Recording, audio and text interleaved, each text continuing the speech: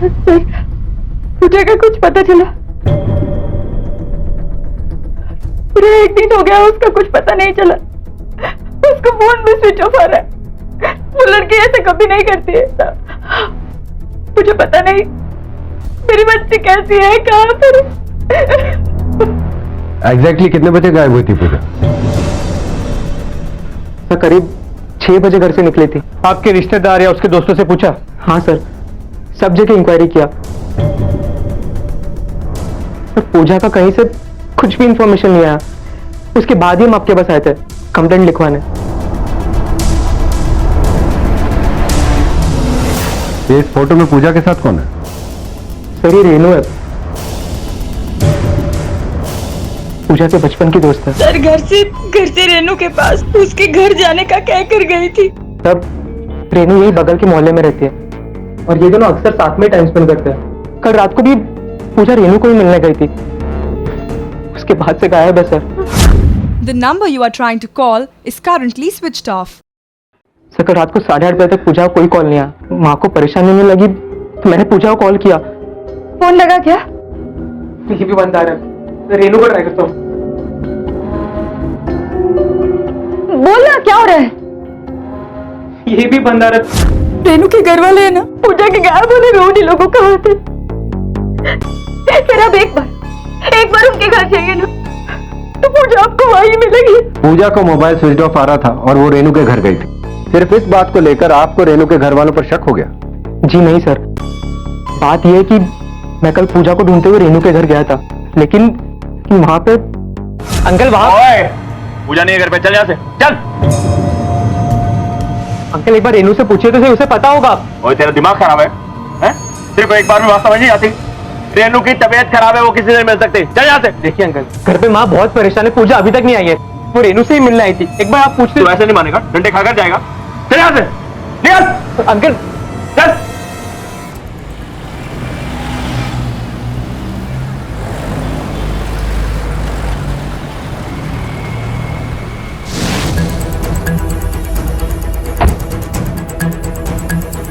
सुनिए इंस्पेक्टर साहब, अमन जो है ना एक नंबर का झूठा है, फरेबी है, धोखेबाज है।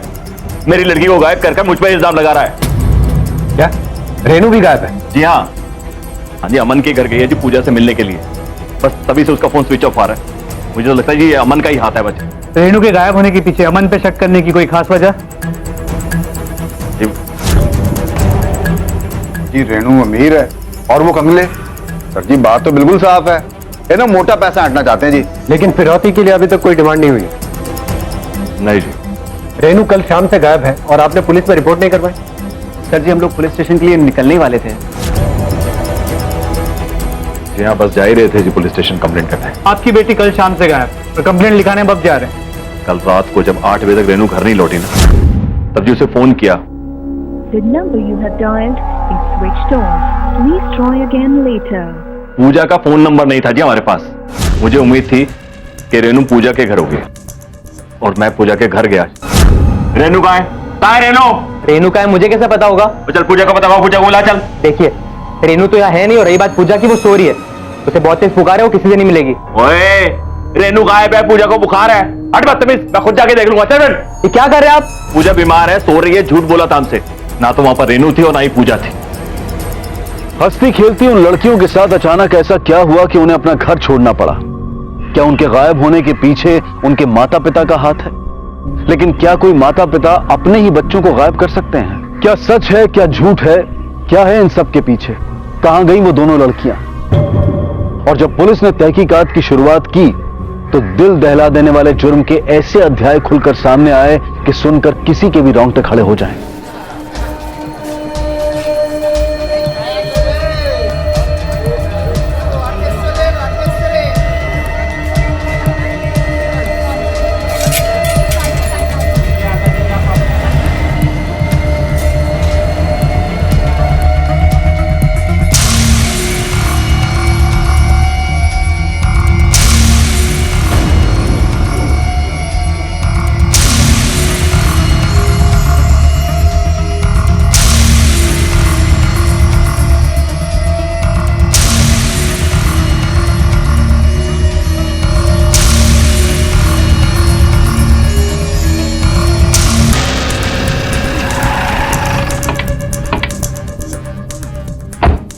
रेनू और पूजा एक दूसरे के घर जाने के लिए अपने अपने घर से निकले थे, लेकिन उसके बाद दोनों गायब है।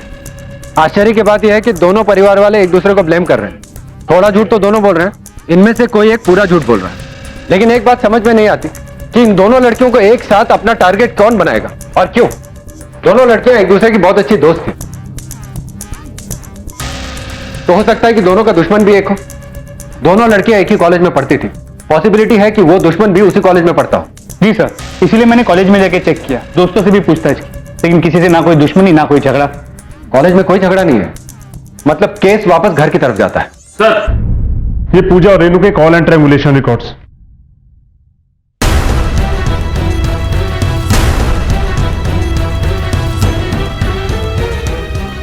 अनिल ये देखो, 24 मार्च को रेनू और पूजा दोनों के मोबाइल फोन एक साथ स्विच ऑफ हुए और दोबारा कभी ऑन नहीं हुए।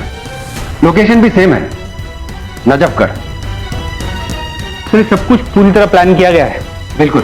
तुम रेनू और पूजा की फोटोग्राफ हर जगह सर्कुलेट कराओ, दूसरे पुलिस स्टेशन को भी इन्फॉर्म करो और नजफगढ़ जाकर पता लगाओ कि किसी ने उन्हें वहां देखा तो नहीं है। सर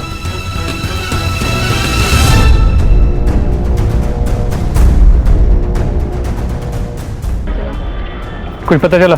नहीं सर, आसपास सभी से पूछ लिया। दोनों लड़कियों का फोन इसी एरिया में स्विच ऑफ हुआ था, लेकिन किसी ने भी उन्हें यहाँ नहीं देखा। ऐसा कैसे हो सकता है?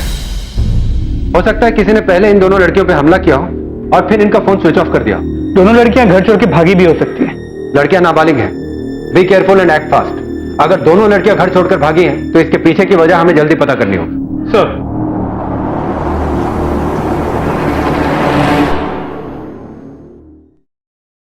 देखो, नीचे करो तो ऊपर करो तो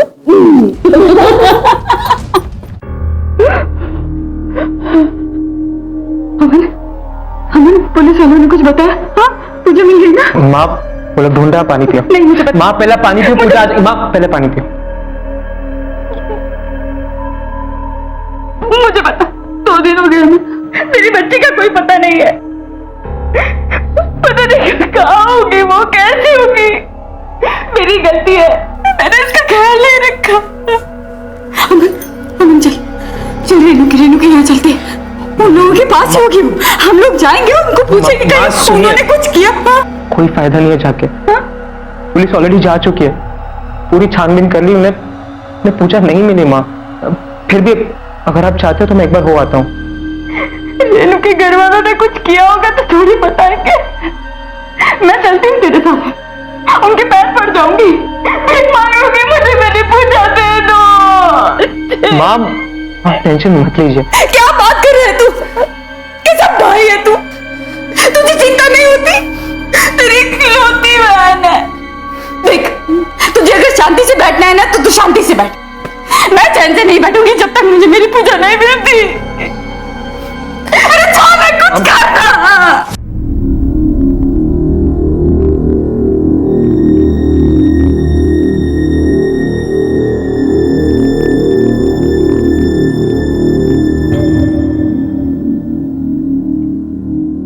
आप कुछ करते क्यों नहीं? 3 दिन हो गए रेनू को गायब और आपने अभी तक पता करने की कोशिश भी नहीं की। आप बस में उसे घर लेके आएंगे ना? आप उसे घर लेके आइए, मैं उसे सब समझा दूंगी। आप तो चुप कर, क्या रट लगा रखी है बार बार? रेनू को लेकर आओ। माँ खराब है। कहीं ऐसा तो नहीं कि पूजा रेनू को गायब करने में आप ही का हाथ है? तुझे क्या लगता है मैंने गायब किया उसको? तेरा दिमाग तो नहीं खराब हो गया? अरे बेटी है मेरी वो, मुझे भी चिंता है। तुम्हारी तरह बैठ के 24 घंटे रो नहीं सकता, इसका मतलब ये नहीं कि अपनी बेटी से प्यार नहीं करता हूं। अरे आंखों को तारा है वो मेरी, मैं उसको गायब करूंगा? मैं करूंगा उसको गायब? दिमाग खराब है। आपको पता है ना मैं ऐसा क्यों कह रही हूं? मैं वो रात अभी तक भूली नहीं हूं। सुरेंद्र जी के यहाँ आपका आना जाना है? हाँ सर। तो उनके घर में रेनू पे कोई दबाव था जिस वजह से वो घर छोड़ के गई हो? दबाव नहीं सर, सुरेंद्र जी तो रेनू को बेटी नहीं बेटा मानते हैं उसे। और क्यों ना माने सर, रेनू पढ़ाई में भी बहुत होशियार है सर। अरे वाह मेरे बेटा, कमाल कर दिया, शाबाश। सुरेंद्र जी की आंखों का तारा है रेनू, दोनों बाप बेटी खूब एंजॉय करते थे। चलिए पापा की साइकिल और ये सुरेंद्र जी रेनू से बहुत प्यार करते थे। ये बात आपने पहले क्यों नहीं बताई? सर जी मैं यहाँ नहीं थी, अपने मैके गई हुई थी, बस सिर्फ इसीलिए। और हाँ हाँ, रेनू को बचा लीजिए। सुरेंद्र भाई साहब तो अपनी बेटी से जरा भी प्यार नहीं करते हैं, झूठे एक नंबर के। उन्हें बेटा चाहिए था और बेटी हो गई। बस सिर्फ लोगों को दिखाने के लिए उसके साथ बेटों जैसा बर्ताव करते थे, उसे वो बेटा बनाना चाहते थे। वो चाहते थे कि सारे लड़कों से भी ज्यादा आगे निकले, चाहे वो पढ़ाई हो या फिर कोई खेलकूद। अरे दोस्तों से बात करने के लिए तक सुरेंद्र भाई साहब की ही मर्जी होती थी। आपको लगता है रेनू भाग गई होगी? सर जी अगर वो भाग गई होगी ना तो ही अच्छा है, यहाँ तो उसका दम घुटता था जी। लेकिन हमारी पूछताछ में तो लोगों का कहना था कि सुरेंद्र जी अपनी बेटी से बहुत प्यार करते हैं, और आपका कहना है कि सर जी वो तो बाहर के लोग हैं, जो देखेंगे वही कहेंगे। बस सिर्फ थोड़ी सी देर फोन पर बात करने के लिए उसे बहुत बड़ी सजा मिली। मुझे पिछले हफ्ते ही उसका 12वीं का रिजल्ट आया था, 98.9% आए थे उसे। मुझे तो लगा कि सुरेंद्र भाई साहब कुछ इनाम विनाम देंगे, उसे प्यार करेंगे, पर नहीं जी, ऐसा तो कुछ भी नहीं हुआ। आप देखना उसके बदन पर आपको बहुत से चोट के निशान मिलेंगे, और तो और कमला के बदन पर भी आपको चोट के निशान मिलेंगे।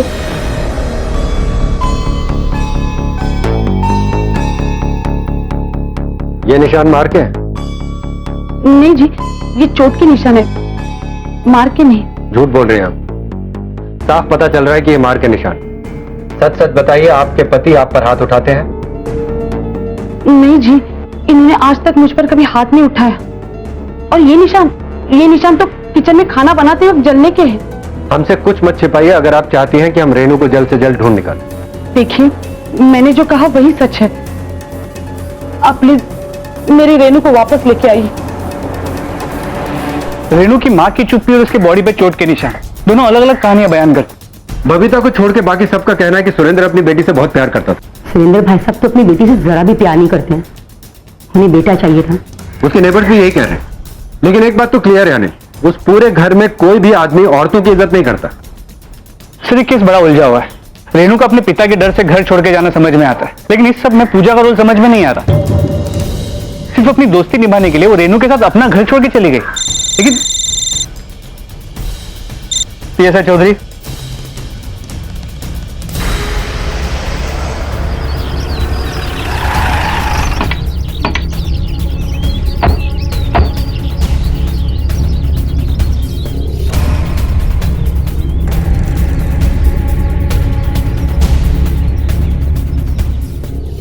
बॉडी पूरी तरह जल चुकी।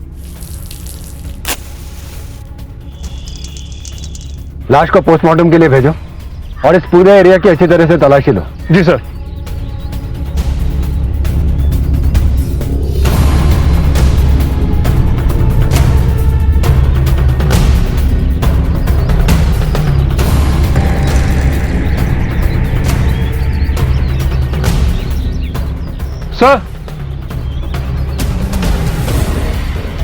सर ये बैग मिला सर। पुलिस को जली हुई लाश और जले हुए कपड़ों के पास रेनू का आईडी कार्ड मिला, जिसने पुलिस को इस नतीजे पर पहुंचाया कि लाश रेनू की ही है।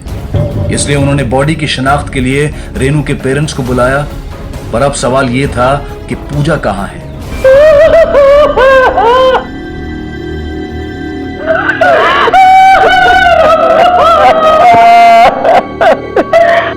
ये मेरी रेनू नहीं हो सकती।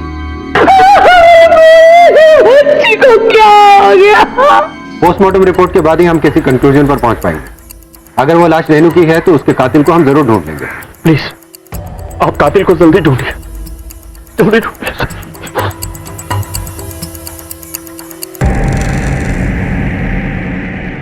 इन्हीं लोगों ने मारा मेरी बेटी को, मेरी बेटी को इन्होंने मारा। छोड़ना मत सर इनको, छोड़ना मत। क्या हुआ रेनू को? क्या हुआ? इतना बोला बनने की जरूरत नहीं है। क्या मतलब? मतलब ये कि तुम लोगों ने हमारी बहन रेनू को मर्डर किया है। ये पागल हुए हो क्या तुम लोग? हम क्यों मारेंगे रेनू को? अरे झूठ बोल रहा है, इसी ने मारा है मेरी बेटी को। आप ऐसी कैसे बात कर रहे हैं?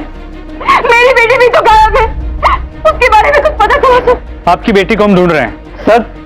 सब कुछ इन्होंने किया होगा, इल्जाम हम पे लगा रहे। अरे इन्होंने मारा होगा रेनू को। शायद मेरी बहन को। क्या बोले तुम? हम मारेंगे, हम मारेंगे। चुपचाप यहाँ पर चुप।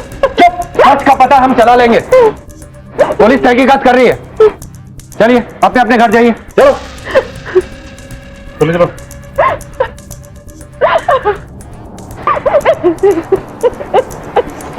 सर, ये पोस्टमार्टम रिपोर्ट।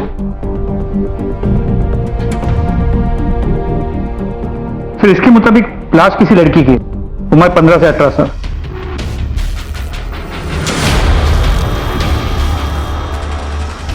रेनू की आईडी की वजह से पुलिस वाले और परिवार वाले उसकी रेनू की लाश के रूप में शिनाख्त करते हैं, लेकिन दिलचस्प बात यह है कि रेनू जिंदा है। तो फिर यह लाश किसकी है? या फिर कोई उस लाश से रेनू को मरा हुआ साबित करना चाहता है? क्या उसे घर वालों से खतरा है? और अगर है तो वो इसके लिए पुलिस की मदद क्यों नहीं लेती? दोनों फैमिली के लोग एक दूसरे पे इल्जाम लगा रहे, ये चल क्या रहा है? जल्दी पता चल जाएगा कातिल आखिर कब तक छिपा रहेगा। एक बात समझ में नहीं आ रही, लाश विक्टिम की आइडेंटिटी छुपाने के लिए जलाई जाती है, लेकिन यहां रेनू का पर्स लाश के पास ही में मिला। थोड़ी अजीब बात है, यह गलती से हुआ है या प्लांटेड है? सर पूजा मिसिंग, कहीं ऐसा तो नहीं कि रेनू का मर्डर पूजा ने किया है और अब वो फरार है? पॉसिबिलिटी है, लेकिन एक इतनी अच्छी दोस्त अपनी दोस्त को क्यों मारेगी? यह तभी हो सकता है जब उनके रिलेशनशिप में कोई कड़वाहट आई हो। इनके रिलेशनशिप की अच्छी तरीके से जांच पड़ताल करो। सर एक और पॉसिबिलिटी ये भी है कि शायद रेनू का मर्डर किसी और ने किया और अब वो पूजा को भी मारना चाहता। पूजा की जान भी खतरे में हो सकती है। यह भी पॉसिबिलिटी हो सकती है। इस केस को हर एंगल से देखो, लेकिन ध्यान रहे रेनू को हम खो चुके हैं, अब पूजा नहीं, उसे हमें जल्दी ही ढूंढ निकालना है। सर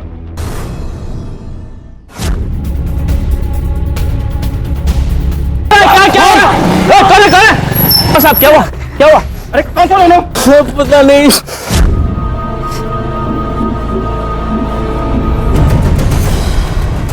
सब मुझे पूरा यकीन है कि वो रेनू के भाई थे। हम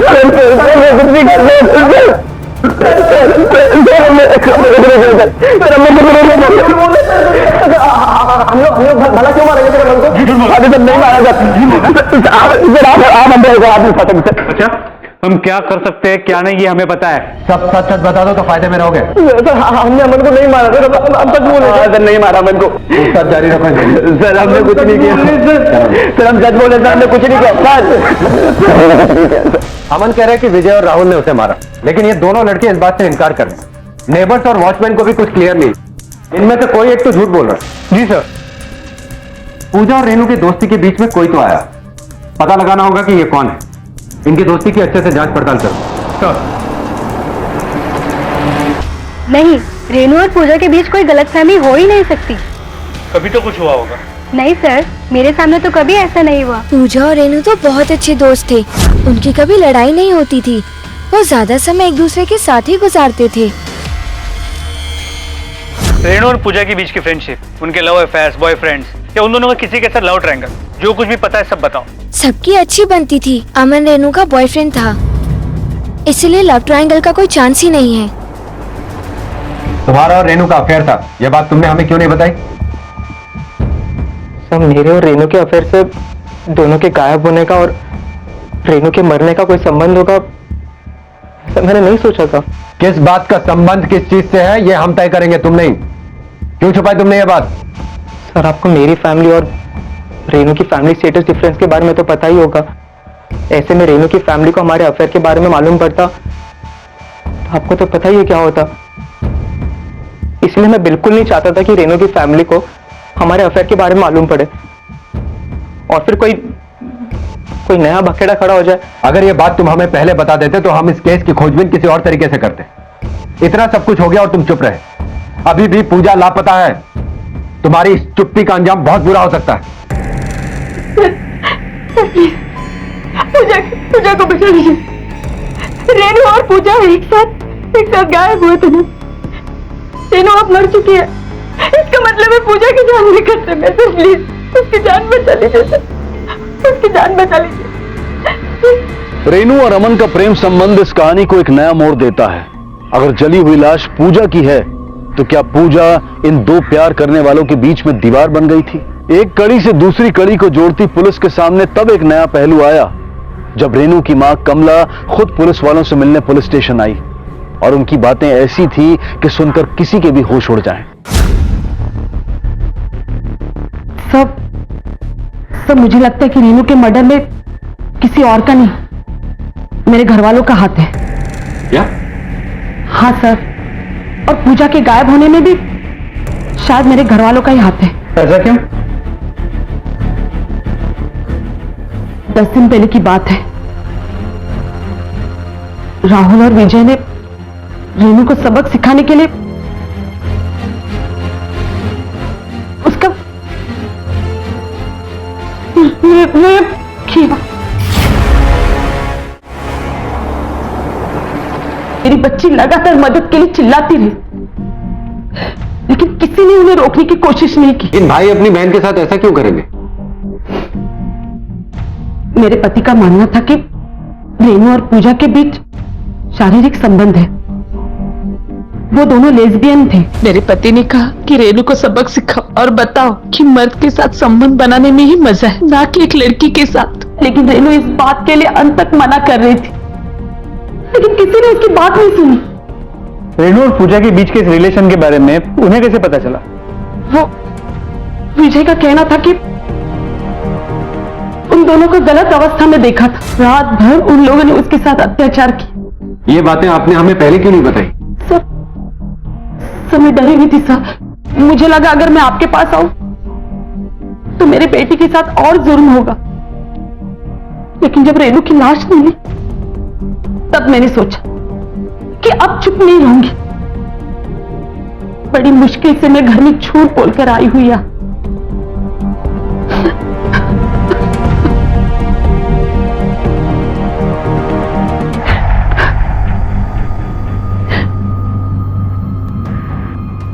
सर सुरेंद्र को उठा लें? अभी नहीं, बहुत बड़े एलिगेशंस लगाकर गई है। पहले कुछ सबूत इकट्ठा कर लेते हैं, फिर तोड़ेंगे। सर, दो नई बातें पता चली हैं अनिल। एक तो ये कि रेनू का रेप हुआ था, और दूसरी ये कि रेनू और पूजा के बीच में लेस्बियन रिलेशन था। अब तो परिवार के लोग भी शक के दायरे में आते हैं। परिवार वाले उन दोनों को उनके आपस के रिश्ते की वजह से भी मरवा सकते हैं। अगर कमला की बातें सच है तो यह पता लगाना मुश्किल होगा कि रेनू का रेप हुआ था कि नहीं, क्योंकि उसका अंतिम संस्कार हो चुका है। लेकिन पोस्टमार्टम रिपोर्ट से पता चल सकता है। रेनू की पोस्टमार्टम रिपोर्ट फिर से चेक करो और अमन से भी बात करो।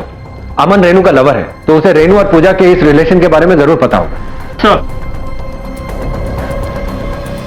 सर पूजा और रेनू के बीच ऐसा कोई रिलेशन नहीं था। उसकी माँ झूठ बोल रही है सर। वो अपनी मरी हुई बेटी के बारे में झूठ क्यों बोलेगी?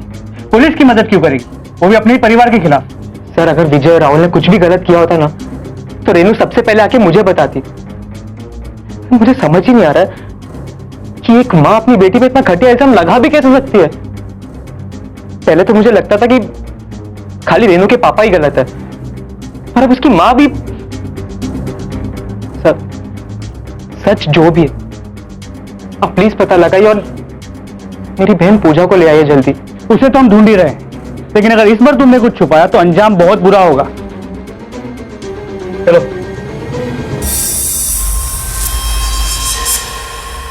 सर, पोस्टमार्टम रिपोर्ट के मुताबिक रेनू के साथ कोई सेक्सुअल हैरेसमेंट नहीं हुआ है। इसका मतलब कमला झूठ बोल रही थी। राहुल और विजय ने रेनू को सबक सिखाने के लिए उसका रेप किया। लेकिन क्यों? वो अपनी बेटी और अपने परिवार के बारे में इस तरह की बात क्यों करेगी? कुछ ना कुछ तो मिसिंग है अनिल। मुझे तो लगता है कि अमन भी कुछ छिपा रहा है। वो रेनू का बॉयफ्रेंड है और गर्लफ्रेंड और बॉयफ्रेंड हर बात शेयर करते हैं। अमन से फिर से बात करनी पड़ेगी। क्या रेनू और तुम्हारे फिजिकल रिलेशन थे? देखो जो भी है सच सच बता दो। हाँ थे, पर एक्चुअली हम दोनों एक दूसरे से बहुत प्यार करते थे, इसलिए फिजिकल रिलेशन बहुत कॉमन हो गया था। ठीक है, चलो। अमन कह रहा है कि उसके और रेनू के बीच में फिजिकल रिलेशन है, लेकिन पोस्टमार्टम रिपोर्ट से तो ये पता नहीं चला। सर ये भी तो हो सकता है कि बॉडी रेनू की हो ही ना। अमन के बयान से पुलिस भी असमंजस में पड़ जाती है। अब सबके सामने एक ही सवाल है कि ये जली हुई लाश किसकी है? कौन है वो जो पुलिस को गुमराह करके उनकी आंखों में धूल झोंक रहा है? कौन है वो जो रेनू को प्रताड़ित कर रहा था? रेनू का परिवार दरिंदगी की सारी हदें पार कर चुका था। कहीं सबके पीछे उसके परिवार का ही हाथ तो नहीं था। पुलिस जितना इस गुत्थी को सुलझाने की कोशिश कर रही थी, उतना ही वो उसमें उलझती जा रही थी। क्या रेनू जिंदा है? 3 दिन पहले जिस लड़की का दाह संस्कार किया वो कौन थी? अगर रेनू जिंदा है तो रेनू है कहां पर? देखिए वो जली हुई बॉडी रेनू की नहीं थी। लेकिन वो जो आईडी कार्ड और बैग मिला उसके पास, लाश के पास, वो क्या? हमें गुमराह करने की कोशिश की गई। वो जो भी है नहीं चाहता कि हम रेनू को ढूंढे, इसलिए उसने वो बैग, वो आईडी कार्ड वहां पर छोड़ दिया ताकि हमें लगे कि वो मर गई है और उसे ढूंढना छोड़ दे। ये भी हो सकता है कि रेनू ने किसी को मार के अपना बैग और आई कार्ड वहां पे छोड़ दिया ताकि दुनिया की नजर में वो खुद को मरा हुआ साबित कर सके। देखिए साहब, मेरी बेटी ऐसा नहीं कर सकती है। तो भागी क्यों है? सर ये सब मुझे नहीं पता है, लेकिन हमारी बेटी अपने घर में बहुत खुश थी। सर ये देखिए, पूजा की मेडिकल रिपोर्ट, इसके मुताबिक उसका पीछे का एक दांत भरा हुआ है। और ये उस बॉडी की पोस्टमार्टम रिपोर्ट, इसके मुताबिक उस बॉडी का भी पीछे का एक दांत भरा हुआ है। दोनों रिपोर्ट में एक और सिमिलैरिटी है अनिल, दोनों का बायां हाथ टूटा हुआ। इसका मतलब ये डेड बॉडी पूजा की ही हो सकती है। मतलब रेनू ने ही पूजा को मारा है, और अगर नहीं मारा तो भाग क्यों रही है? और उसका आई कार्ड वहां पे कैसे मिला? क्या? प्लीज ऐसा मत बोली, वो पूजा नहीं हो सकती।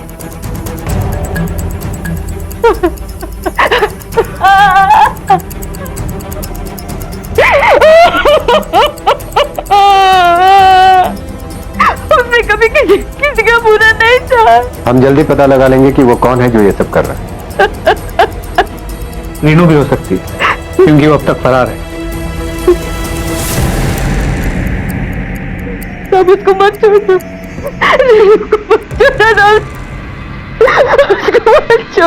एक 16 साल की लड़की जिसने अभी अभी बोर्ड का एग्जाम दिया, अपनी बेस्ट फ्रेंड को इतनी बुरी तरह से प्लान करके मार के फरार हो सकती है? इसके पीछे जरूर कोई ठोस वजह होनी चाहिए। सर रेनू का रेप हुआ था, कहीं ये सब कुछ उस रेप से जुड़ा तो नहीं है? राहुल और विजय ने रेनू को सबक सिखाने के लिए उसका रेप किया। यह भी हो सकता है कि उसके परिवार वाले दोबारा उसके साथ ऐसी घिनौनी हरकत ना करें, यह सोच के वो घर से भाग गई हो। अनिल, मुझे लगता है कि कमला की बातें सच थी। बुलाओ सबको। बताओ क्यों रेप किया अपनी बहन का? और तुम वहां खड़े खड़े सब कुछ देखते रहे। अरे किस मिट्टी के बने हो तुम? सर ये आप क्या कह रहे हैं? सर हम क्यों करेंगे सर ऐसा? अपनी बहनों को रेप कैसे कर सकते हैं? ये सब झूठ है सर, ऐसे घिनौना काम हम कैसे कर सकते हैं? बहुत बकवास हो गई तुम लोगों की। अब सब कुछ सच सच बता दो, वरना इतना कूटेंगे ना कुछ बोलने लायक नहीं बचोगे। देखिए आप गलत समझ रहे हैं, ऐसा कुछ नहीं है, हमने कुछ नहीं किया इस तरह से। नहीं समझोगे तुम लोग। सर हम सच बोले। करो खातिर ना रहेंगी। सर नहीं क्यों? अरे सर नहीं, सर हमने कुछ नहीं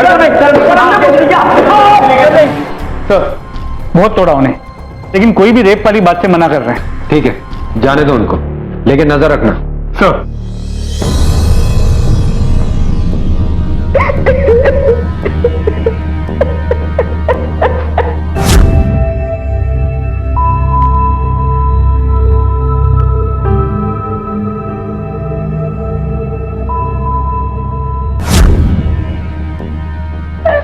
माँ,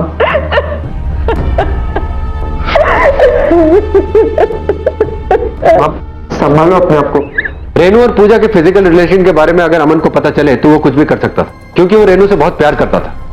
कहीं इसीलिए तो उन दोनों को नुकसान नहीं पहुंचाया। बुलाओ उसको। आप लोग मुझ पे क्यों शक कर रहे हैं? मैंने रेनू को नहीं मारा, और ना ही रेनू और पूजा के बीच में ऐसा कोई भी रिलेशन था। झूठ बोल रहा है तू। सर मैंने पहले भी कहा है, रेनू सिर्फ मुझसे प्यार करती थी।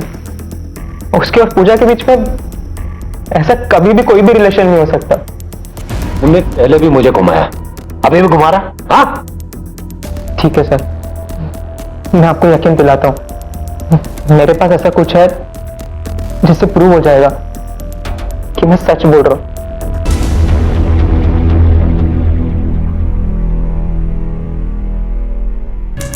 तू जानता है ये जो वीडियो तूने बनाया है ये भी एक क्राइम है। पता है सर, आई एम सॉरी।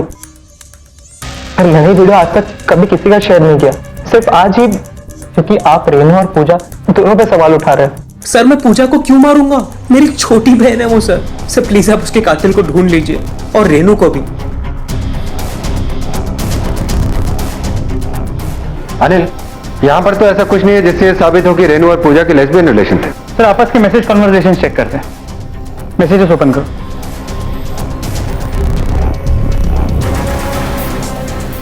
इसमें भी कोई लेस्बियन एंगल नहीं दिख रहा। एकदम नॉर्मल कन्वर्सेशन है। तो ये देखिए, यहाँ तो रेनू ने पूजा को बोला है कि उसका और अमन का अफेयर चल रहा है, तो शादी भी करना चाहते हैं। सिर्फ प्रॉब्लम है तो स्टेटस की और एज डिफरेंस। तो यहाँ तो पूजा को पता था कि रेनू और अमन का अफेयर चल रहा है। तो राहुल और विजय ने रेनू और पूजा को लेस्बियन क्यों कहा और रेनू का रेप क्यों किया?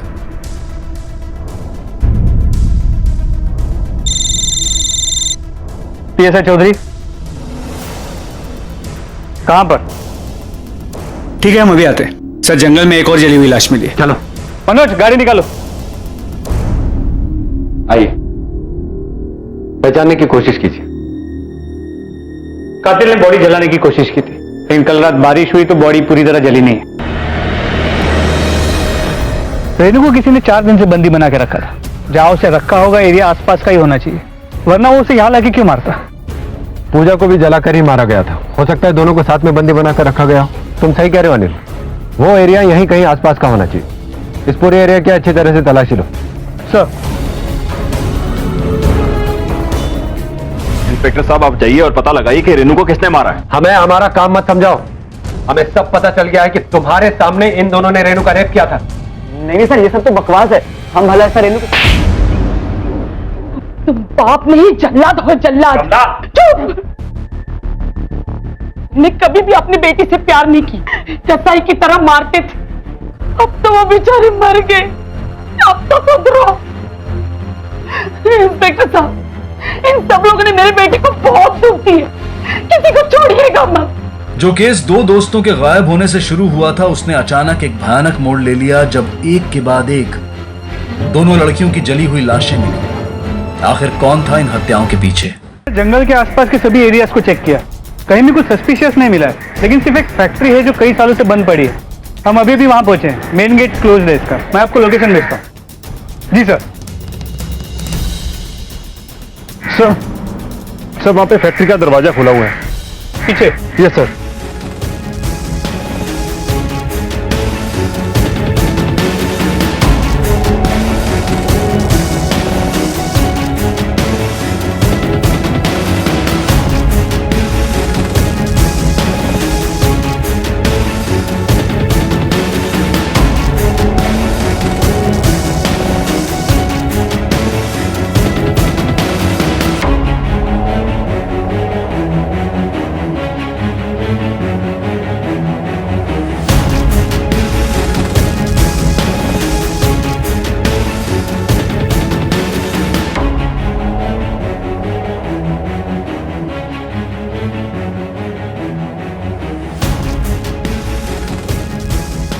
कुछ मिला ना? सर खून के धब्बे, ये स्टोव, सब्जी, लड़की के कपड़े। अनिल, हो सकता है कि किडनैपर ने रेनू को किडनैप करके यही रखा, और ये सब सामान देखकर लग रहा है कि शायद वो भी उसके साथ यही रहता हो।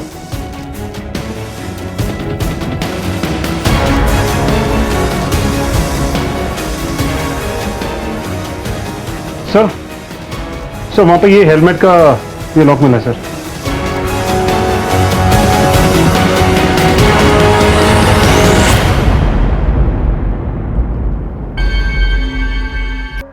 तो पीछे उसे लेने आया था।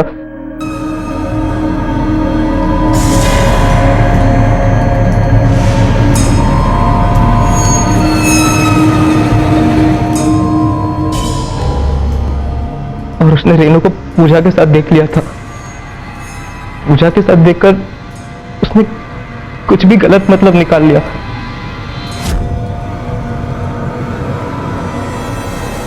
और वो बात जाकर रेनू के पापा को बता दी।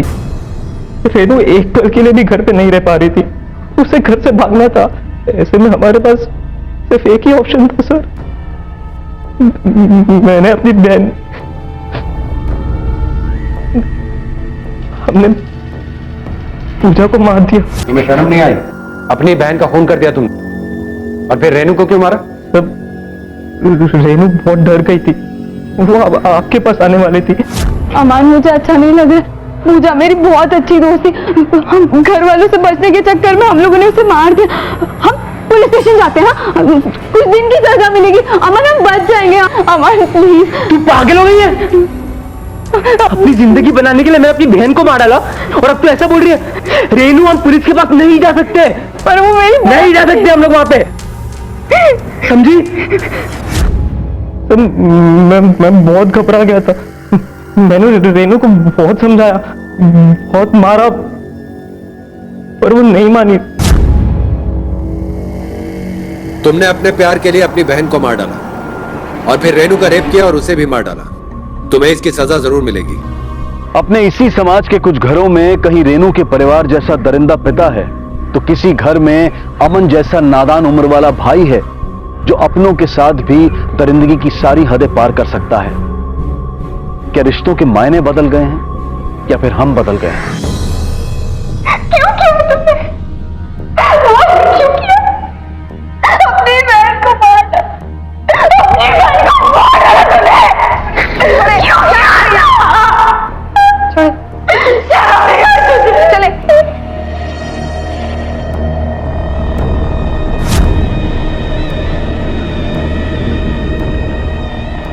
यह बेहद जरूरी है कि माता पिता अपने और अपने बच्चों के बीच में एक ऐसा माहौल तैयार करें जहां वो उनके उज्जवल भविष्य की बातें उन्हें प्यार मोहब्बत से समझा सकें, ना कि उन पर सख्त पाबंदियां लगाकर।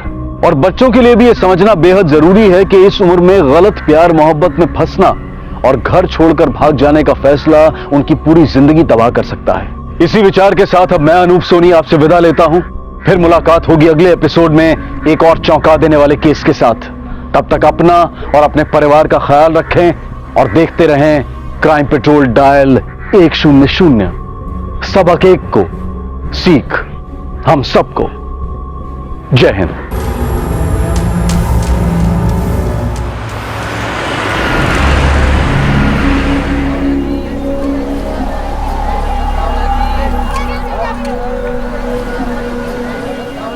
रुको, ऐसे नहीं, पहले खड़ा रहो, ऐसे खड़े होने का, हाँ, और ऐसे पैर मारने का, जोर से।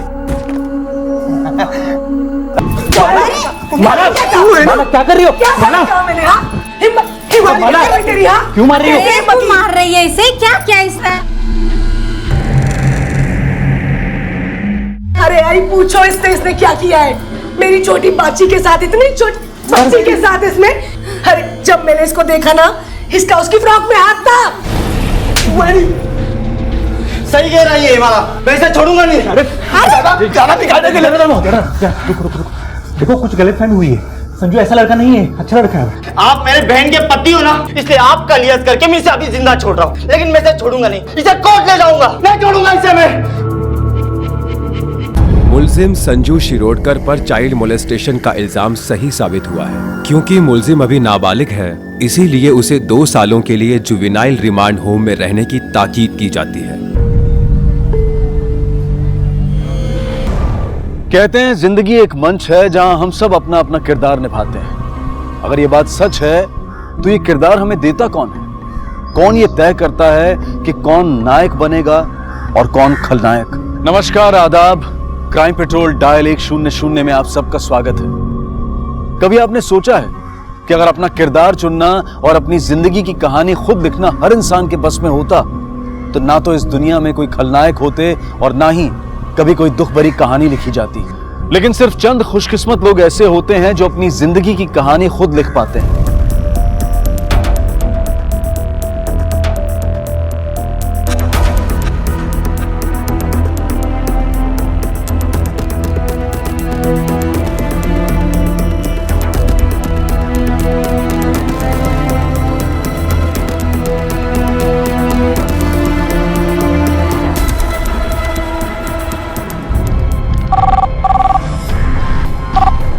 Hello, Borivali police station, sub inspector तांबे। कहाँ?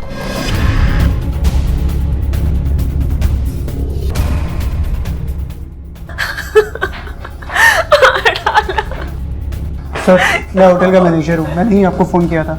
आपको किसी पर शक किसने किया होगा? ये संजू भाई ने इनका मर्डर किया है। मैंने उसे अपनी आंखों से भागते हुए देखा है बाहर से। गाइड? यस, हम लोग 2 वीक्स पहले ब्राजील से अपने देश आए थे और वो 1 वीक से हमारे साथ था। झगड़ा हुआ था मेरे पति और संजू गाइड के बीच में। इनका पर्स, सारे पैसे सब लेके चला गया वो, उसी ने ही मारा इन्हें। आपके किसी स्टाफ ने मर्डर होते हुए या मुजरिम को भागते हुए देखा था? नहीं सर, हम लोग तो मिसेज अय्यर की चीख सुनकर वहाँ पहुँचे थे, तब तक वो वहाँ से भाग चुका था। आपके यहाँ तो सीसीटीवी कैमरास लगे हैं, आई होप काम कर रहे होंगे। फुटेज दिखाइए जरा। यस सर, लेकिन रात को कुछ टेक्निकल प्रॉब्लम आ गई थी जिसके लिए हमने इंजीनियर को बुलाया था। करीब 1 घंटे से 2 घंटे तक पूरा सिस्टम डाउन था, लेकिन उसके होटल से भागने की पूरी फुटेज हमारे पास है क्योंकि उस समय कैमरा ऑन था। ठीक है, फुटेज दिखाइए।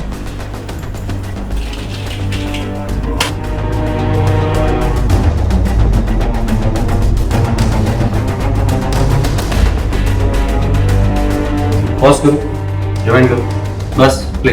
तो चेहरा हटा दिया इस फुटेज में, शायद बाहर वाले फुटेज में दिखा, बाहर वाला फुटेज दिखा।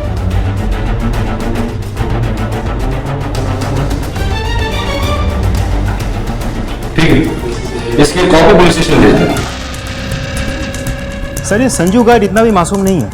पहले सीसीटीवी कैमरे से बचने के लिए उसने चेहरा छिपाया, फिर फोन और सिम कार्ड को तोड़ के फेंक दिया ताकि पुलिस उसे ट्रैक न कर पाए।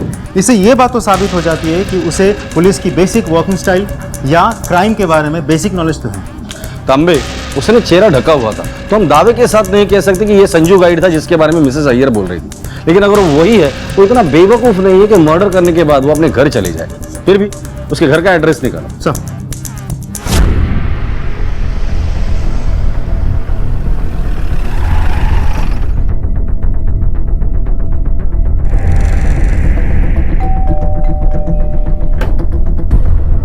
जी सर। संजू गाइड यही रहता है सर पर वो तो सर यहीं रहता है, लेकिन कल रात से घर नहीं आया वो, और फोन भी नहीं मिल रहा है उसका। क्या हुआ सर? घर की तलाशी लेनी है, तलाशी लो घर की। हटो, लेकिन हटो, पूरा घर छान मारना। सर लेकिन सर क्या बात है सर, वो ठीक तो है सर? सर नहीं है। इस वक्त तुम्हारा भाई कहाँ मिलेगा? सर इस बारे में हम कुछ नहीं जानते, बचपन से एक नंबर का आवारा लड़का है सर। वो तो इनका छोटा भाई है तो इसलिए हमने इसको घर पे रखा हुआ है। सर टूरिस्ट गाइड है वो, इसलिए उसके आने जाने का कोई टाइम फिक्स नहीं है, क्लाइंट के हिसाब से चलना पड़ता है ना सर। इन दिनों किस क्लाइंट को गाइड कर रहे हैं, कुछ आइडिया है? नहीं सर पक्का पता नहीं है, लेकिन कोई एनआरआई क्लाइंट है। मिस्टर एंड मिसेस अय्यर, और उसमें से मिस्टर अय्यर का मर्डर हुआ है और तुम्हारा भाई प्राइम सस्पेक्ट है। उसकी कोई फोटो है? सर है, मैं ला के देती हूँ। सर ये रहा।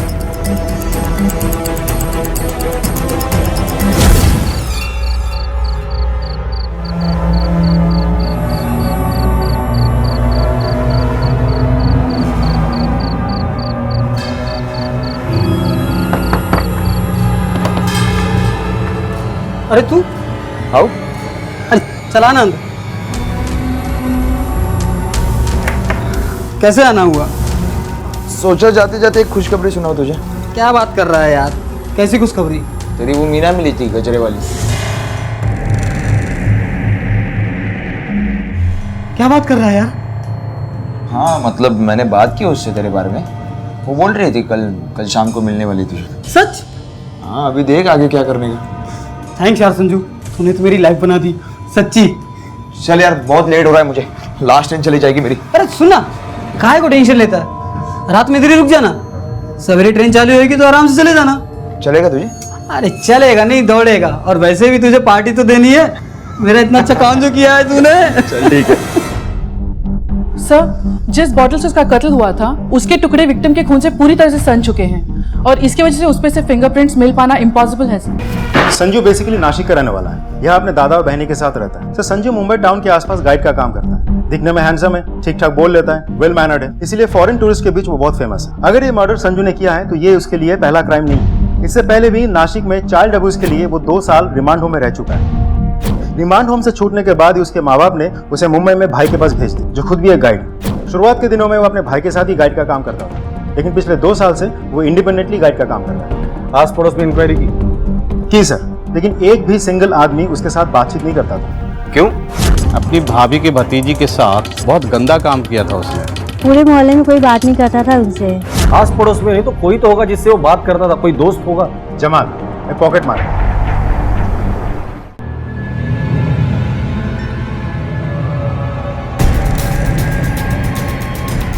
तब मैंने कुछ नहीं किया। उठ, छोड़ इसे।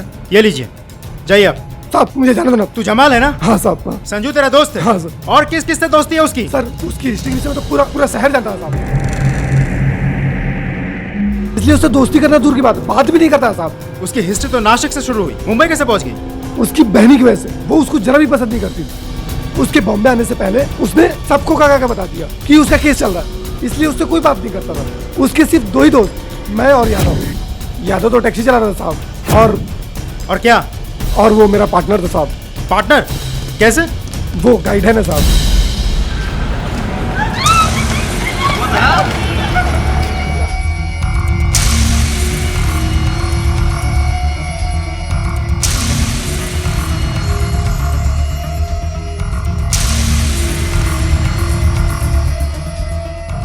ये ले, तेरे 50 और मेरे 50। सॉलिड संजू भाई, मजा आ गया आज तो। क्या भाई लोग बड़े नोट गिन रहे हो हैं?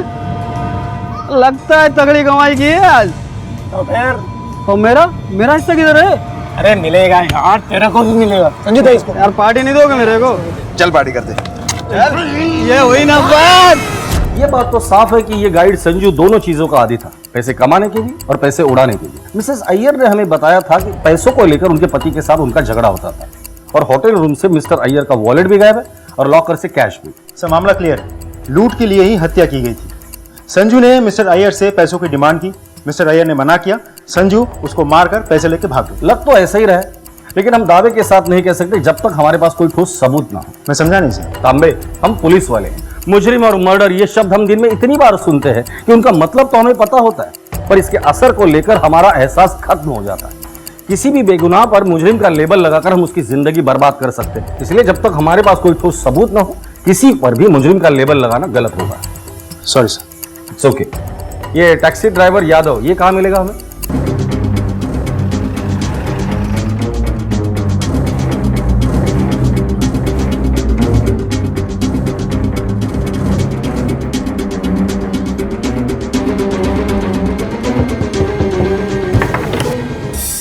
जी साहब। यादव?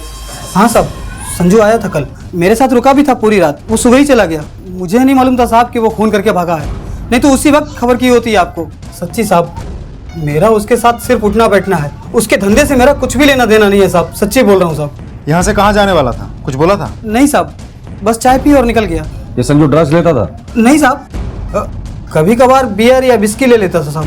कोई गर्लफ्रेंड है उसकी? नहीं साहब, जहाँ तक मुझे मालूम है किसी लड़की से दोस्ती नहीं है साहब उसकी।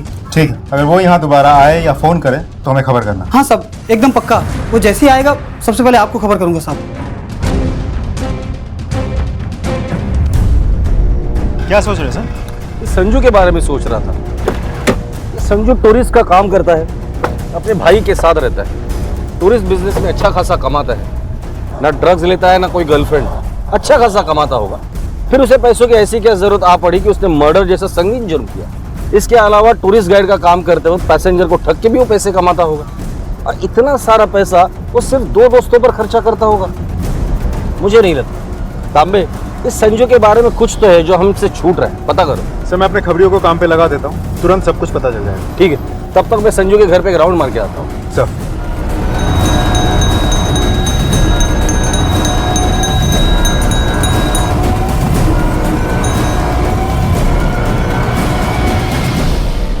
सर वो नहीं है यहाँ पर, और मेरा कोई रिश्ता नहीं है उसके साथ। बाबाजी रूम गुड है? सर रूम इधर है, मैं दिखाती हूँ आपको।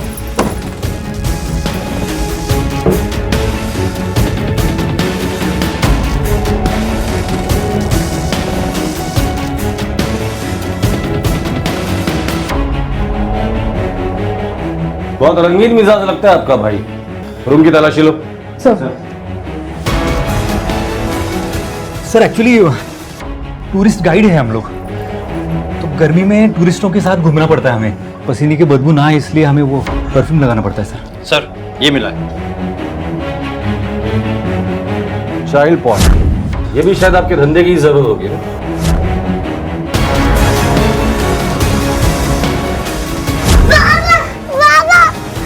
ये लड़की की फोटो मिली है। ये कौन है? नहीं मालूम सर। साहब उसका कोई नया शिकार होगा। बच्चों के साथ गलत काम करना तो उसका पुराना शौक है ना। अगर इनका भाई यहाँ आता है तो सबसे पहले आप हमें इन्फॉर्म करिए। जी सर।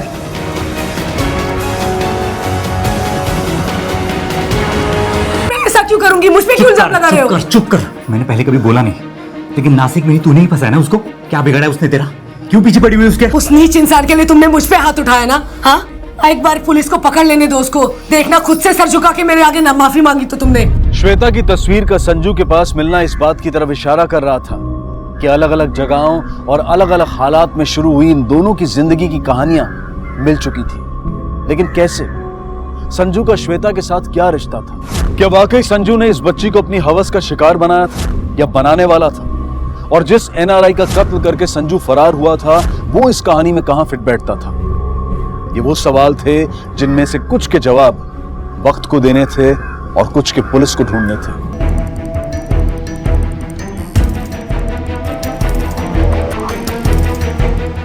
प्रणाम साहब। बोल। पता किया उस गुंडे के बारे में मैंने साहब।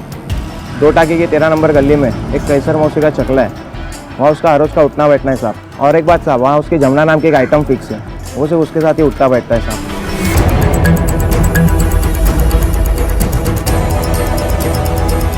केसर भाई। हाँ मैं हूँ, बोलो। पुलिस। घिनौना होता है ना साहब, घिनौना, बस घिनौने से भी घिनौना आदमी था संजू। पहले तो यहाँ पे वो सिर्फ 2-3 दिन में एक बार आता था, फिर अचानक उसकी नजर यहाँ पे छोटी सी बच्ची पर पड़ी। 9 साल की महज साहब, इतनी सी बच्ची परी। हमेशा उसको हमें यहाँ ले आता था, उसके साथ बैठ के मजे करता था। मैं उसकी नजर समझ गई थी, इसलिए मैं उसको नजर रखने लगी। कभी उसको कभी भी उसके साथ कुछ करने का मौका नहीं दिया मैं, वरना वो संजू तो वो बच्ची मिली कहाँ तुम्हें? अनाथ थी साहब, रास्ते पर भटक रही थी अकेली बेचारी, इसलिए मैंने सोचा मैं उसे अपने साथ ले आई। सोचा थोड़ा आसरा मिल जाएगा। यही बच्ची थी? हाँ साहब, यही थी बच्ची, यही थी। बच्ची को बुला। बच्चियां नहीं है साहब, पिछले हफ्ते तो आपके डिपार्टमेंट वाले यहाँ पर रेड मार के चले गए, उसमें से उसको भी यहाँ पे लेके गए थे। और पता चला बाद में कि उसे किसी अनाथ आश्रम में दाखिला कर दिया उसका।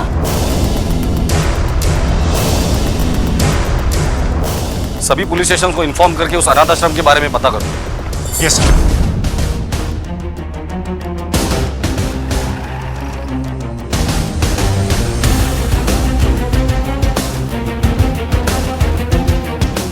मुझे जानते हो? हाँ सर, श्वेता नाम है इस बच्ची का। पुलिस जिस दिन उसे यहाँ छोड़कर गई थी, एक 23-24 साल का आदमी आया था उसे ढूंढते हुए। वो अपने आप को इस बच्ची का कजिन बता रहा था, लेकिन जब हमने उसे रिश्ते का तस्दीक करना चाही तो वो उसका कोई प्रूफ नहीं दे पाया, इसलिए हमने उससे मिलने नहीं दी। तो वो इस बात पे काफी नाराज हो गया था सर, और बातचीत मारपीट पे आ गई थी सर। बच्ची को बुलाइए। सर वो एक्चुअली में क्या है? क्या हुआ? बच्ची को बुलाने के लिए कहा तो आपके पसीने क्यों छूट गए? बुलाइए बच्ची को। सर वो बच्ची यहाँ नहीं है। नहीं है मतलब? कहाँ है बच्ची? एक 9 साल की बच्ची आपके एनजीओ से गायब हो जाती है और आपको पता ही नहीं है वो चली गई है या कोई उसे उठाकर लेकर गया। एनजीओ चलाते हुए मजाक करते हुए। और मिसिंग कंप्लेंट क्यों नहीं लिखवाई आप लोगों ने? अगर हम ऐसे करते तो सरकार से मिलने वाली ग्रांट बंद हो जाती और उसका यहाँ और बच्चों पर बहुत असर पड़ता सर, इसलिए कंप्लेंट नहीं करवाई। किसी पर शक है? हाँ सर, हम सबको उसी आदमी पर शक है जो उसका कजिन बनकर यहाँ है। ये आदमी था? हाँ सर, ये वही आदमी है। भगवान ना करे वो बच्ची उसके पास हो सर।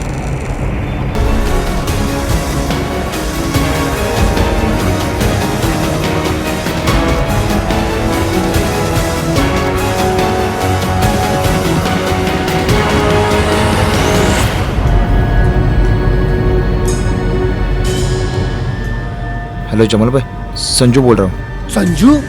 अरे वो पुलिस। पता है मुझे, मेरी बात ध्यान से सुन। कल मैं सुबह मुंबई छोड़ के जाने वाला हूँ।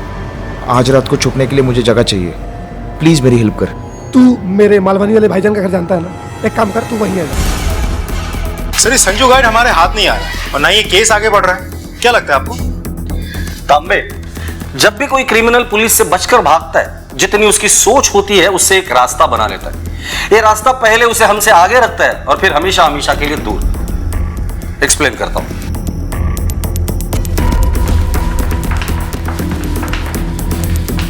रिकॉर्ड के हिसाब से यह है संजू, जो चाइल्ड अब्यूजर है। यहां उसकी मुलाकात होती है श्वेता से।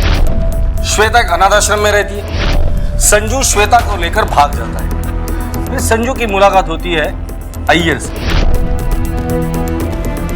संजू अय्यर से पैसे मांगता है, अय्यर पैसे देने से मना करता है तो संजू अय्यर का खून कर देता है। अब संजू श्वेता को लेकर मुंबई के बाहर जाने की कोशिश करेगा, लेकिन संजू की मोडस ऑपरेंडी को देखते हुए वो वैसा नहीं करेगा, क्योंकि उसे पता होगा कि शहर से बाहर निकलने वाले सारे एग्जिट पॉइंट पर हमारी नजर होती। इसलिए संजू श्वेता को यहीं छोड़कर अकेला मूव कर रहा होगा। तांबे, इस संजू के जितने भी दोस्त हैं, रिलेटिव्स हैं, अड्डे हैं, उन पर नजर रखो। ये संजू तुम्हें वहीं मिलेगा। Okay sir. Excuse me. Hello. Okay.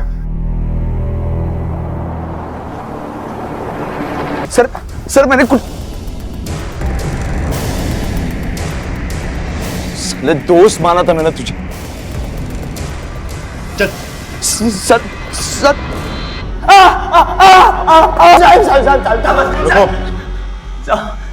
तूने मिस्टर अय्यर को क्यों मारा? अय्यर को क्यों मारा? श्वेता कहाँ है? क्या किया उसके साथ?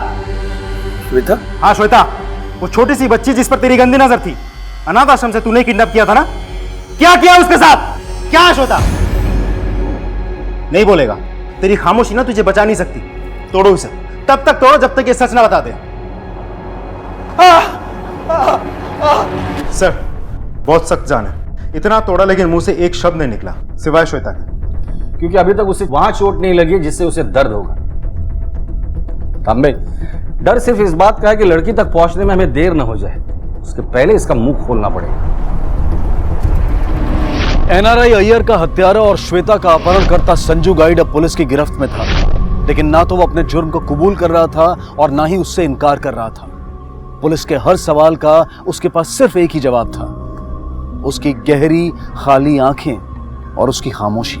लेकिन अपनी तमाम कोशिशों के बावजूद पुलिस संजू की खामोशी नहीं तोड़ पाई, लेकिन उसे तोड़ना बहुत जरूरी था क्योंकि श्वेता कहां है इस राज का खुलासा सिर्फ वही कर सकता था। और पुलिस को इस बात का डर था कि अगर वो वक्त रहते संजू की खामोशी नहीं तोड़ पाई तो कहीं श्वेता तक पहुंचने में उन्हें देर ना हो जाए। आगे क्या हुआ? क्या वाकई पुलिस का डर सही साबित हुआ? क्या सच में उन्हें श्वेता तक पहुंचने में देर हो गई?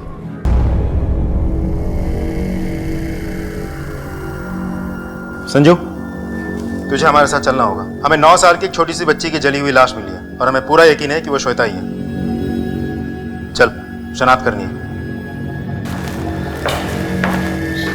श्वेता? श्वेता ऐसे कैसे हो गया? सर ऐसे कैसे हो गया श्वेता के साथ?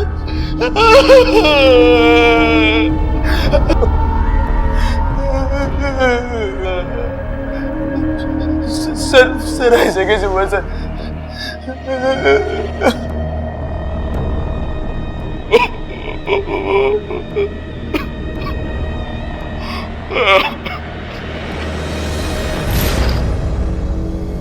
श्वेता की जली हुई बॉडी देखने के बाद तुम्हारी जो हालत हुई है उसे पता चलता है कि तुम उसका भला चाहते थे।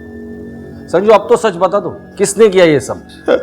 सर मैं उसे अपनी बहन मानता था सर। बहन? हाँ सर, मैं उसे पहले दिन से बहन मानता हूँ। जब मैं जमुना के कोटे पे उससे मिला था, लेकिन एक दिन पुलिस की रेड पड़ी तो वो अनाथ आश्रम चली गई। और मौका मिलते ही तुमने उसे भगा लिया? नहीं सर, मैंने नहीं भगाया उससे। जब तुम्हें पता था कि श्वेता गायब होने के बाद सबसे पहला शक तुम पर आएगा तो तुम भागे क्यों? पुलिस के पास क्यों नहीं गए? क्योंकि पुलिस कभी सच का पता नहीं लगाती, उनको सिर्फ फाइल क्लोज करना आता है। मेरे साथ पहले भी ऐसे हुआ है, दोबारा ना हो इसलिए मैं नहीं आया। अच्छा ही हुआ श्वेता भाग गई, उसे एनजीओ और वो अय्यर के पास से। मतलब? मिस्टर अय्यर और मिसेस अय्यर ने मुझे गाइड बनाया था। उन्होंने मुझे कहा कि उनको बच्चा नहीं है, वो किसी बच्चे को गोद लेना चाहते हैं, इसीलिए इंडिया आ रहे। मतलब पहिल्याच वेळी नजरेसमोर श्वेता आली सर। मुझे लगा कि उसको आई बाबा मिल गए, उसकी जिंदगी सुधर गई। मैंने उनको कहा कि अभी पेपर जल्दी बनाओ। मैंने श्वेता को समझाया, वो भी बहुत खुश थी। श्वेता को देखते ही उन्होंने पसंद कर दिया था सर। एडॉप्शन की प्रोसेस चालू ही थी सर। उसके होने वाले आई बाबा के पास मैं श्वेता को लेके जाता उनके होटल पे, ताकि एक दूसरे को जान सके। ये एडॉप्शन वाली बात क्यों छुपाई हमसे? नो मैंने कुछ पर्पसली नहीं छुपाया। वो सडनली मेरे हस्बैंड की डेथ हो गई तो मैं बहुत घबरा गई और मुझे कुछ याद ही नहीं रहा।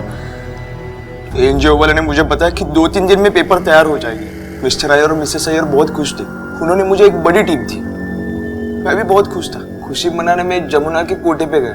निकल यहाँ से बाहर। क्या कर रही है? तुझे क्या लगा था मुझे पता नहीं चलेगा? राक्षस है तू, राक्षस। ये क्या बोल रही तू? हाँ, मैंने क्या किया? वो अनाथ आश्रम वाला यहाँ आया था तेरी तरह नोटों की गड्डियाँ लेकर, और पता है नशे में उसने सब पक दिया। तुम लोग श्वेता को 5 लाख में बेचने वाले थे ना, सब पक दिया है उसने। तू मेरी आंखों से ना बिल्कुल दूर हट जा, बिल्कुल दूर। ये क्या बोल रही तू? क्या बोल रही हो? यही सच है। तू निकल जा, निकल जा मेरी आंखों के सामने से, जा यहाँ से। मुझे बहुत गुस्सा आया सर।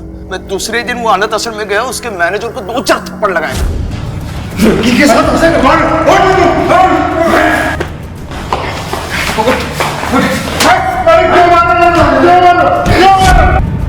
बाद में अय्यर को मिलने होटल चला गया। आई थिंक अब सारे कैमरा स्टार्ट हो जाने चाहिए।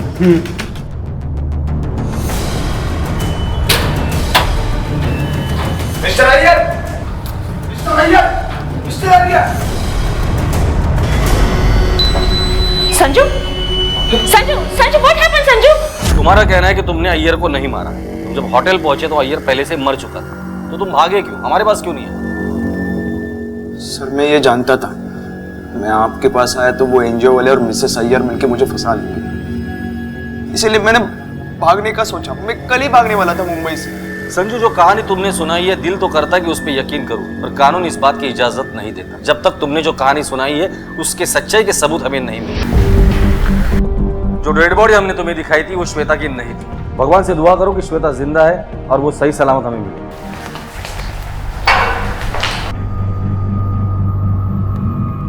पुलिस को इस बात का पूरा यकीन था कि संजू की खामोशी टूटते ही उन्हें उन सारे सवालों के जवाब मिल जाएंगे जिनकी तलाश में वो अब तक जुटी हुई थी। लेकिन ऐसा नहीं हुआ, बल्कि संजू की इस टूटी खामोशी ने उन अनसुलझे सवालों को और भी उलझा दिया। संजू ना सिर्फ एनआरआई अय्यर की हत्या से इनकार कर रहा था, बल्कि अपने आप को श्वेता का हमदर्द बताते हुए उसके गायब होने में अपनी किसी भी भूमिका से इनकार कर रहा था। तो क्या वाकई में संजू उतना मासूम था जितना वो अपने आप को दिखा रहा था, या फिर उससे भी कहीं ज्यादा शातिर जितना कि पुलिस अब तक उसे समझती आई थी? अगर संजू ने अय्यर की हत्या नहीं की थी तो फिर किसने की थी? और अगर श्वेता उसके पास नहीं थी तो फिर वो कहां थी? अरे बाबा, ये शॉप क्या है? भीतर देखो। अरे रुको, मैं देख कर आता है बंदा।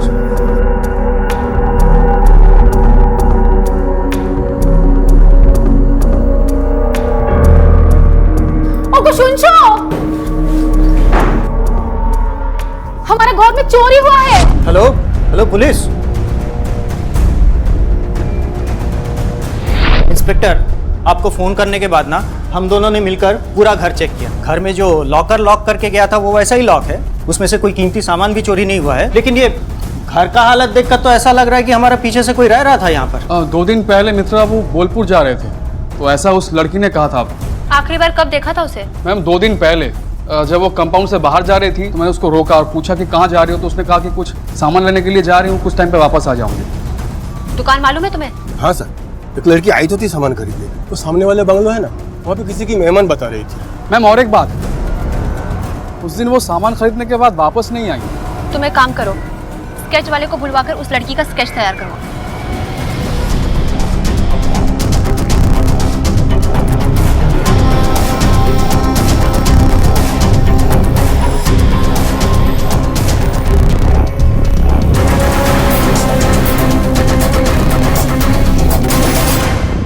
आप जानते हैं इसे? ये लड़की, और ये तो वही लड़की है, देखो तो। अरे ये तो वही लड़की है जो हमारे साथ ट्रेन में कंपार्टमेंट में थी। हाँ। ये अकेली थी, इसलिए हम दोनों ने मिलकर इसका अच्छी तरह ख्याल रखा।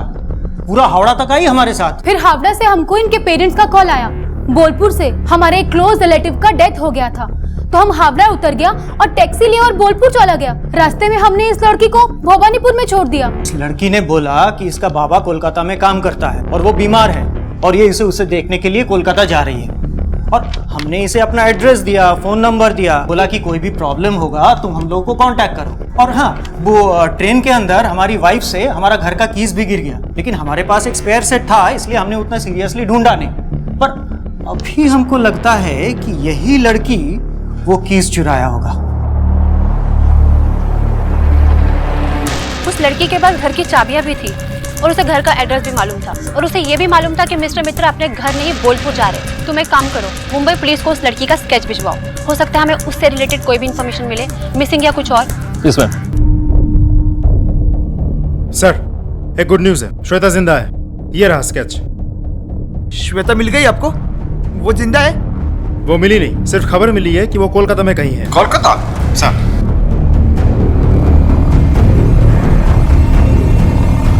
तो अभी वो कोलकाता से भी गायब है। लेकिन तांबे ये वाकई गुड न्यूज है कि श्वेता जिंदा है। कोलकाता पुलिस को श्वेता से जुड़ी हर इंफॉर्मेशन भेज दो और इस केस से जुड़े हर शख्स को उठाकर लेकर आओ, क्योंकि इस केस में अभी भी कुछ ऐसा बाकी है जो ये लोग हमसे छिपा रहे हैं।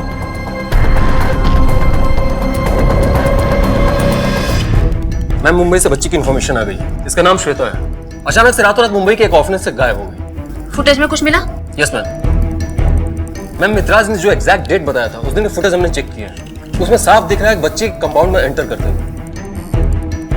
उसके बाद ये घर से बाहर निकलती है, खाने पीने के लिए सामान खरीदती है और फिर घर में वापस। प्ले करो इसे। ये लड़की घर से बाहर निकली तो फिर इसने खाने पीने का सामान भी खरीदा और वापस भी चली गई, लेकिन ये अचानक गायब कहाँ हो गई? Please please please please please मुझे मत मारिए सर। मैं मानता हूँ कि ऑपरेशन के नियमों में मुझसे कुछ गलती हुई। 5 लाख रुपए में मैं श्वेता को भेजना चाह रहा था, पर संजू का इसमें कोई हाथ नहीं। वो इस बारे में कुछ नहीं जानता। खुदा का वास्ता मैडम, आपको खुदा का वास्ता बख्श दो मुझे पता था वो लोग श्वेता को बेचने जा रहे हैं, मुझे पता था, लेकिन तो भी मैं पुलिस वाले के पास गई नहीं, क्योंकि मुझे वो अनाथ आश्रम वालों ने 1 लाख रुपया दिया था मेरा मुंह बंद करवाने के लिए। मैडम, संजू सच में श्वेता से बहुत प्यार करता था, उसे लेके उसके मन में कोई भी गंदा इरादा नहीं था। वो सच बोल रहा है मैडम। मैंने ही उसके बिस्तर के नीचे वो गंदी डीवीडी छुपाई थी मैडम। क्यों? मैं बहुत नफरत करती थी उससे, बहुत ज्यादा नफरत करती थी। संजू, संजू आना जरा। हाँ लो, चलो मैं आता हूँ। क्या हुआ वैनी, क्यों बुलाया? तुझे बच्चे बहुत पसंद है ना? बहुत पसंद है मुझे। देखो ना, आपके भाजी के साथ अभी 1.5 घंटा खेल रहा था। अभी कोचिंग के लिए देर हो गई है, मैं निकलता हूँ।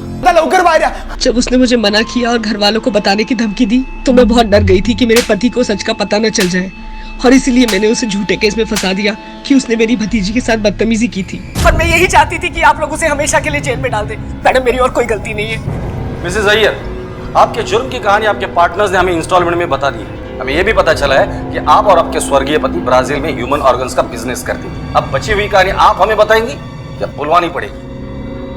ब्राजील के ब्लैक मार्केट में ऑर्गन ट्रांसप्लांटेशन के लिए हम ह्यूमन बॉडी सप्लाई करते थे। एशियन कॉन्टिनेंटल के गरीब लोगों को नौकरी का झांसा देकर ले जाते थे, बट इस बार एक चाइल्ड बॉडी की रिक्वायरमेंट थी और श्वेता उसमें एग्जैक्टली फिटेड थी। श्वेता कहाँ है? जिस दिन मेरे हस्बैंड का मर्डर हुआ उसी रात होटल के रेस्टोरेंट में हमने तीनों ने साथ में डिनर किया था। उसके बाद वो कहाँ चली गई मुझे नहीं पता।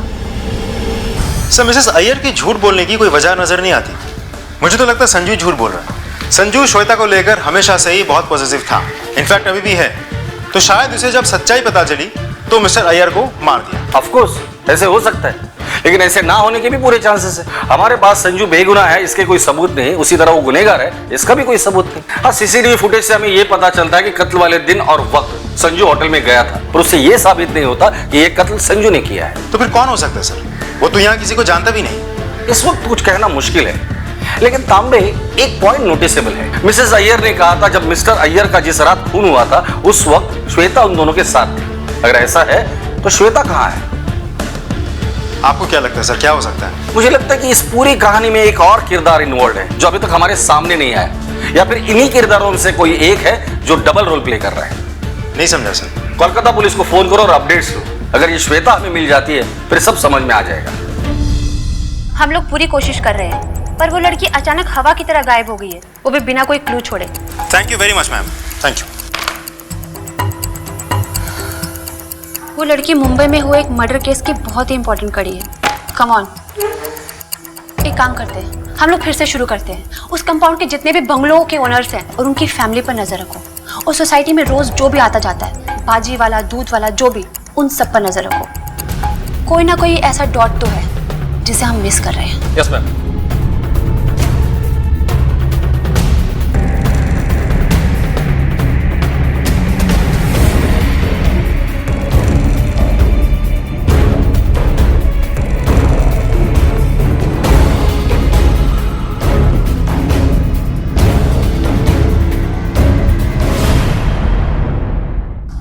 और कैसी है तुम्हारी तबीयत? सलाम साहब, आप मुझे बुला लेते, कोई कुछ पूछना था क्या? सुना तुम्हारी तबीयत खराब है तो सोचा खुद जाकर मिल लो। हाँ, अचानक से क्या हो गया तुझे? नहीं, तबीयत तो सर सही है। किसने बोला आपको तबीयत खराब है? अरे मेडिकल शॉप से दवाइयाँ खरीद रहे हो? सर वो थोड़ा गला खराब हो गया था इसलिए। देखा, ये दवाइयाँ तो बच्चों की है, जैसा तो बच्चा रहता है। सर सर बोल सर। चल सर यार कुछ नहीं सर सर चल। क्या किया? मैडम गलती हो गई, मैडम गलती हो गई, बताता हूँ मैडम। जब से वो आई थी तब से वो मेरी नजर में थी, और जिस दिन वो सामान खरीद के वापस आ रही थी तो बंगलों में कोई नहीं था, सब सो रहे थे। छोटी सी मासूम सी बच्ची पर नजर डाली कैसे? हाँ गलती हो गई मैडम गलती हो गई गलती हो गई मैडम।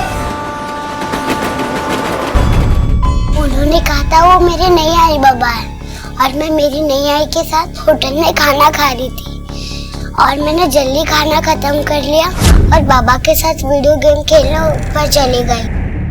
ओके, टीवी देखा बैठ के। और मेरे काका ने तो भेजा था, मैं वहाँ से भाग के रेलवे स्टेशन पे चली गई, और पता नहीं मैं कौन सी ट्रेन में बैठ गई। सॉरी संजू भैया, सिर्फ आप ही हो भरोसा करने के लिए, मेरी वजह से आपके साथ ये सब हुआ। सॉरी नहीं बोलती बेटा, मैं तो सब कुछ भूल गया।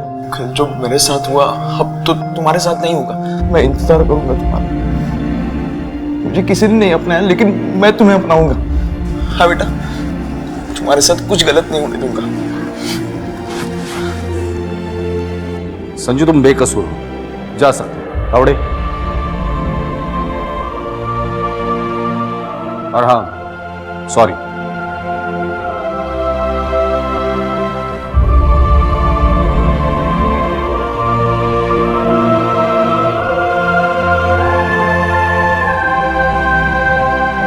और इस तरह संजू गाइड और श्वेता की इस कहानी का अंत हुआ।